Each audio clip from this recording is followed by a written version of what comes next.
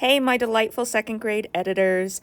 Welcome to day 4 of narrative writing, where we're writing our paragraph about being responsible. Today we are editing. In editing, our main focus is the conventions checklist. You, of course, want to make sure that you can check off each of these boxes. However, if you've been following along each day this week, you should have all 4 of those points met. So we're really looking at correct punctuation, meaning periods, question marks, and exclamation marks where they belong at the ends of sentences. Apostrophes whenever you use a contraction, and an apostrophe when you use possessives.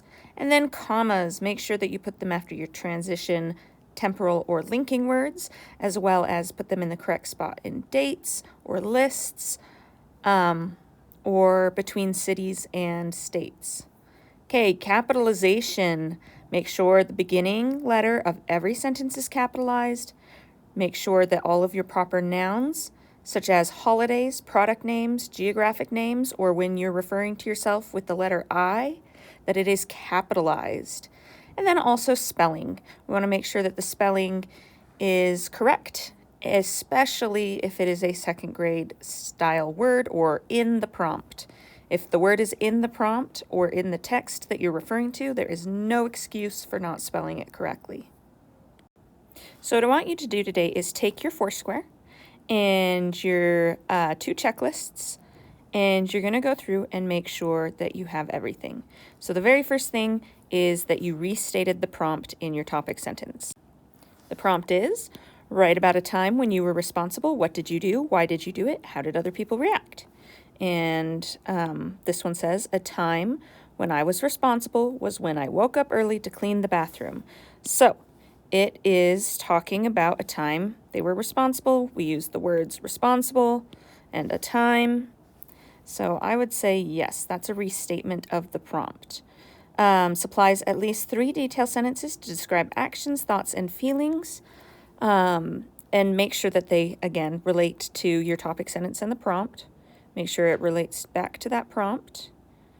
Check, check, check. Okay, we're good. Next is use linking or temporal words. I see my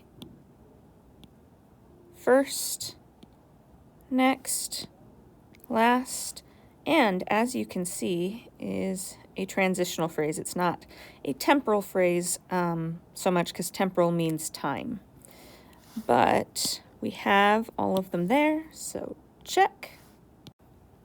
Last on the narrative writing checklist is provide a concluding sentence. As you can see, I was very responsible when I woke up early to clean the bathroom. Again, responsible when I. Responsible, the time when you. So I would say, again, check.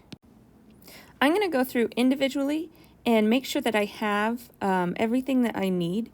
And sometimes you might need to narrow it down even more. So anytime you have a question, make sure it has a question mark. So slowly read through your your Foursquare. And I was even taught once that you can go backwards and read the last sentence. If it's good, then read the sentence before that.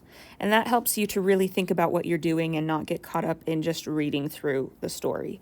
But yeah, you need to double check. Did I actually ask a question in here? If I did, does it have a question mark? That kind of thing. So, I'm going to use some computer magic here. So I used computer editing magic to go ahead and finish up the conventions checklist as I was going. Something that I think a lot of you need to go ahead and do is when you're working on capitalization, give yourself an extra box, literally just to go through and make sure that your I is always capitalized when you're referring to yourself. Now, like the I in sync does not need to be capitalized because that's not the pronoun I. We're only looking for I when we're using it as a pronoun to refer to ourselves. I've just seen a lot of second graders over the years and this year make that mistake a lot. Spelling. You may have been bugged by this all week. In my topic sentence, I accidentally wrote work up early, so I needed to change that to woke.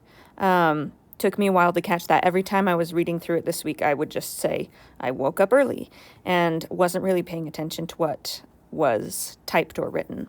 A lot of the errors in my writing were corrected when I was typing, because you have spell check and grammar checking software, but it didn't catch this one. So even if you're typing, don't trust that it's going to be all right.